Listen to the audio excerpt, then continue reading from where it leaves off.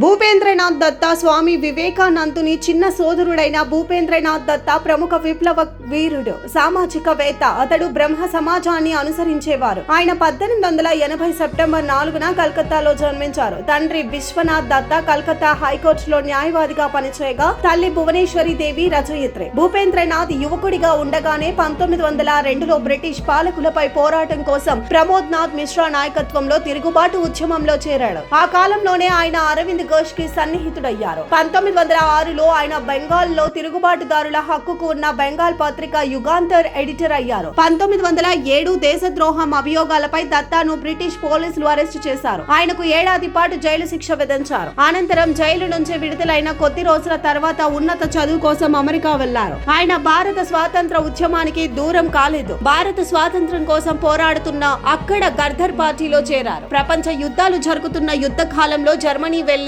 అక్కడ భారతీయులలో దేశ స్వాతంత్ర ఉద్యమ స్ఫూర్తిని నింపారు. 1916లో ఢిల్లీలో జరిగిన భారత స్వాతంత్ర ఉద్యమ కమిటీలో కార్యదర్శిగా పనిచేస్తూ ఉద్యమ కార్యక్రమాలను చేపట్టారు. 1930లో కరాచీలో జరిగిన భారత జాతీయ కాంగ్రెస్ వార్షిక సదస్సులో భారత రైతులకు ప్రాథమిక హక్కులను భూపేంద్ర దత్తా ప్రతిపాదించారు. తిరుగుబాటు రాజకీయ కార్యకర్తలను గాను ఆయనను పలుమార్లు పోలీసులు అరెస్టు చేశారు. సామాజిక అభివృద్ధి కోసం ఆయన అవిశ్రాంతంగా పోరాడారు. హిందూ సమాజంలోని కులతత్వం, అస్పృశ్యత, వివక్ష, మహిళలపై దురాచారాలను ఆయన తీవ్రంగా వ్యతిరేకించేవారు. భారతీయ సమాజం సంస్కృతిపై పలు పుస్తకాలు రాశారు. తన అన్న వివేకానందుడిపై కూడా ఆయన ఒక పుస్తకం రచించారు. అది చాలా ప్రాచుర్యంలోకి వచ్చింది. కాగా 1961 డిసెంబర్ 25వ తేదీన భూపేంద్రనాథ్ దత్తా పరమపదించారు.